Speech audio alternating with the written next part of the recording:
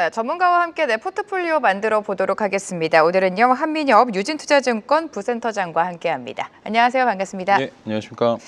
자, 이번 주에는 어떤 섹터에 집중하고 계신지 바로 만나보도록 하죠. 이번 주 집중과 회피 섹터입니다. 집중에는 조선 가지고 오셨고요. 회피에는 건설 가지고 오셨는데 조선 같은 경우에는 살짝 쉬어가는가 싶다가도 여전히 좀 달리고 있습니다. 오늘 장에서도 좀 시세를 내주고 있는 몇몇의 조선주가 눈에 띄는데 다시금 매수 관점이라고 보십니까? 예, 앵커님이 말씀하신 대로 좀 쉬어가는 듯하는 주가 흐름 네. 보이다가 오늘 다시 한번 좀 맞아요. HD 한국조선해양이 좀 강하게 상승 흐름 좀 나타나고 있습니다. 일단 뭐 조선 업황에 대한 좀 꺾인 시그널들은 나타나지 않았습니다. 지금 신조선가 지수 소폭 조정은 나왔지만 여전히 뭐 LNG 시황이나 컨테이너선에 대한 발주는 좀 대기가 상당히 많이 좀 증가하고 있는 추세로 보이고 있고요.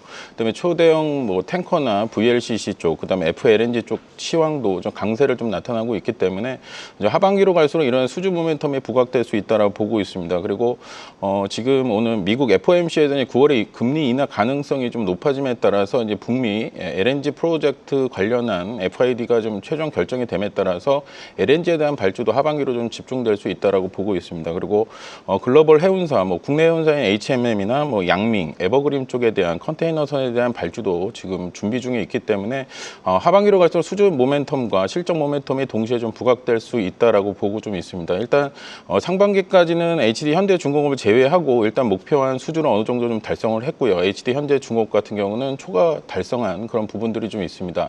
원달러 환율도 한 1,380원대에서 어느 정도 안정세가 좀 나타나기 때문에 환율에 대한 리스크는 다소 줄어드는 가운데 이제 수주에 대한 모멘텀, 그다음 하반기로 갈수록 생산성이 증가하고 그다음에 마진에 대한 증가로 인해서 실적 모멘텀이 부각될 수 있다라고 보고 있고요. 그리고 최근에는 또 노후 탱크 VLCC에 대한 또 수주도 있었습니다. 하나오션이 한 3척 정도 수주한 그런 부분도 있기 때문에 업황 자체가 사실 꺾이는 그런 시그널들이 없음에도 불구하고 가격 조정은 나타났습니다. 일단 신고가 이후에 좀 쉬어가는 패턴이 나왔고요. 그다음에 내일 옵션 만기를 앞두고 업종 내에서 빠른 순환매로 인해서 조금 쉬어가는 패턴도 있었지만 아직까지 모멘텀은 유효하다라고 보고 있습니다. 네, 조선주는 여전히 좀 봐야 된다라는 관점을 가지고 오셨고요. 회피에는 건설을 가지고 오셨는데요. 최근에 건설주 흐름이 올해 들어서 나쁘지는 않았는데 이번 주 회피 섹터를 가지고 오신 이유가 있을까요? 네, 최근 들어서 이제 건설사 전반적으로 이제 산업재해에 대한 문제가 좀 부각되면서 정부에 대한 정책에 좀 강경한 입장들이 좀 나타나고 있습니다. 그래서 신사업 수주에 대한 중단이나 기존에 진행 중에 있는 사업 같은 경우도 중단이 이름에 따라서 일단 전반적인 건설 업황 자체가 투심이 좀 위축되는 부분들이 있어서 일단 주가가 최근 들어서 좀 강하게 좀 하락세가 좀 나타났습니다. 그리고 최근 들어서 6월 27일 부동산 정책 이후 전반적인 미분양에 대한 리스크도 좀 이어지고 좀 있습니다. 그래서 올해 7월까지 전체 한 9만 3천 호 정도의 이제 분양 건수를 좀 기록을 하고 있는데 작년 대비 한 29% 감소한 수치입니다. 그렇기 때문에 건설사에 대한 리스크는 아직까지 있고 그다음에 노란 봉투법이나 전반적인 정책에 따라서 좀 다소 좀 피곤할 수 있는 그런 부분들이 좀 주가에 영향을 미칠 수 있다라 보기 때문에 지금 최근에 좀 많이 가격 조정이 나와도 지금 구간에서 매도보다는 일단 반등 시 비중을 좀 축소하는 그런 전략으로 대응하는 그런 관점에서 회피 섹터로 선정을 했습니다. 네, 노이즈가 좀 있기 때문에 건설주는 지금은 좀 관망하면서 지켜보자라는 게 센터장님의 전략이신 것 같습니다. 지난주 포트폴리오도 리뷰를 해볼 텐데요. 지난주에 전력기기를 집중 섹터로 가지고 오셨는데 여전히 유효하다고 보십니까? 예, 맞습니다. 일단 뭐 전력기기 전반적으로 그때 방송에서 말씀드렸듯이 북미나 유럽 쪽에 대한 노후 교체 수요, 그다음에 신재생에너지 투자 관련해서 전력기기에 대한 수요는 꾸준하게 증가할 거로 좀 보고 있고요. 국내 뭐 효성중공업 이나 LS 일렉트릭 전반적인 전력기기 생산 기업들이 증설을 좀 한 상황이기 때문에 일단 최종적으로 내년까지 완공이 된다면은 이런 증설 모멘텀, 그다음에 쌓여가는 수주 잔고로 인해서 실적 모멘텀은 지속적으로 나타날 수 있기 때문에 뭐 가격의 조정이 나타난다면은 그때마다 매수 관점으로 접근하셔도 좋을 것 같습니다. 네, 전력기기에 관해서는 여전히 매수 관점 조금씩 조정이 나왔을 때 관심 종목을 내 포트 안에 넣어보자 비중도 그대로 가지고 가시는 것 같습니다. 자, 지난주에 저번 시간에 또 파마 리서치를 단기 종목으로 가지고 오셨는데 주가 흐름이 굉장히 좋았습니다.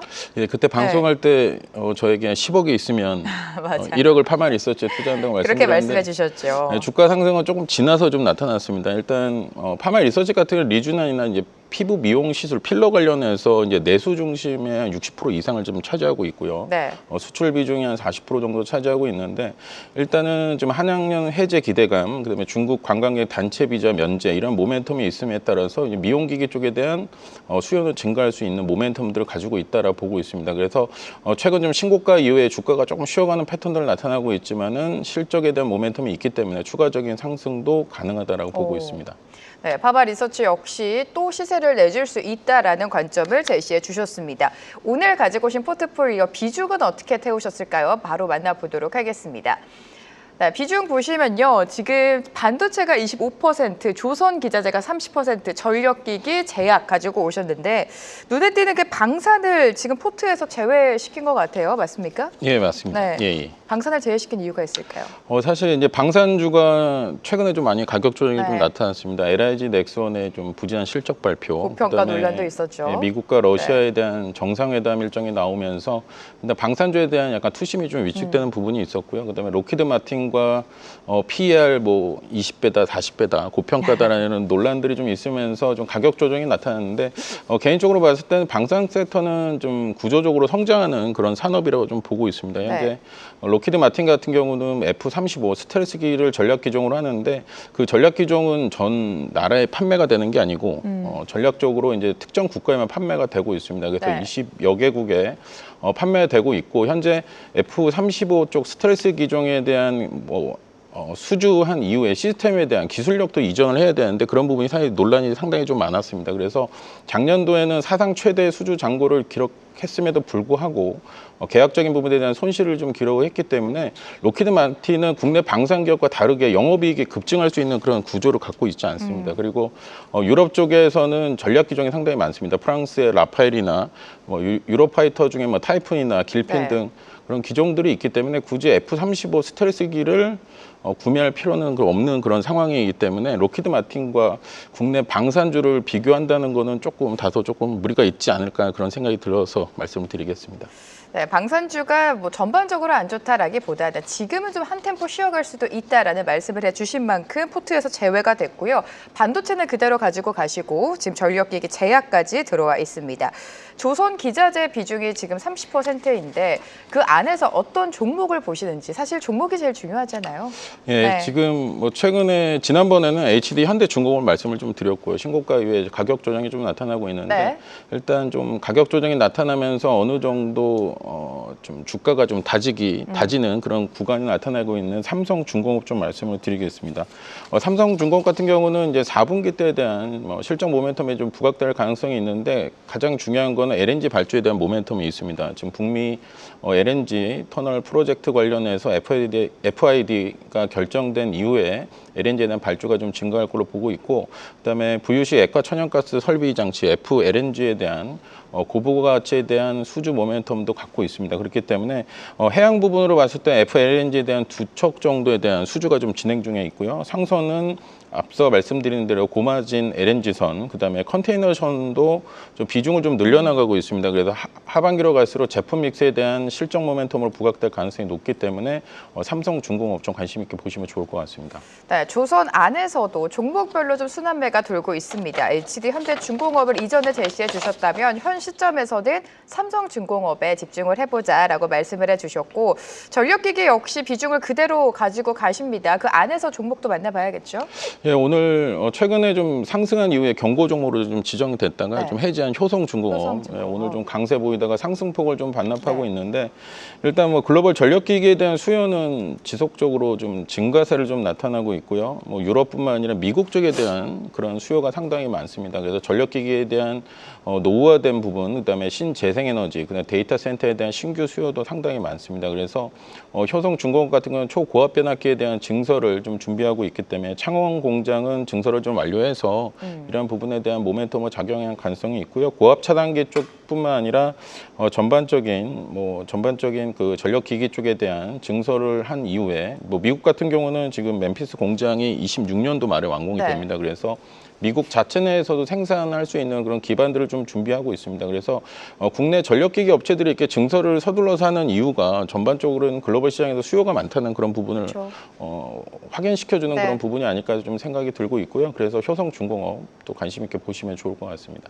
네, AI 시대가 다가오면 다가올수록 지금 데이터센터 전력기기의 필요성이 그 어느 때보다 부각이 되고 있습니다. 글로벌 수요가 급증하는 현 시점에서 전력기기 안에서 효성중공업 보자라고 말씀해 주셨고요. 자, 그렇다면 단기적인 호흡으로 봤을 때 어떤 종목을 또 봐야 됩니까?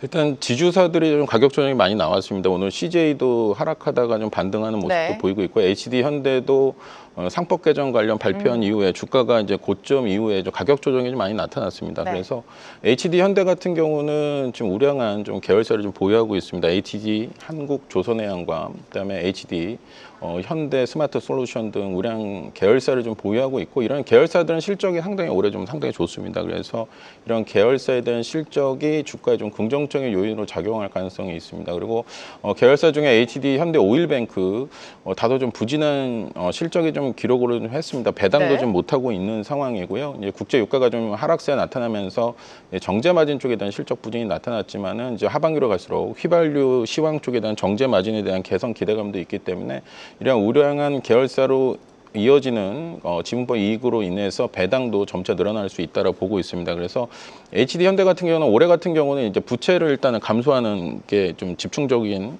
그런 부분들이 나타날 거로 보고 있고요. 2026년도에는 배당 확대 정책, 그다음에 자사주 소각 등 전반적인 주주 친화 정책이 강화될 수 있는 그런 모멘텀들이 있기 때문에 현재 구간에서 사실 거래량도 많이 없지만은 그렇지만은 이러한 실적에 대한 모멘텀들이 부각될 수 있는 여지는 충분히 있기 때문에 지금 구간에서 편입하셔도 좋을 것 같습니다.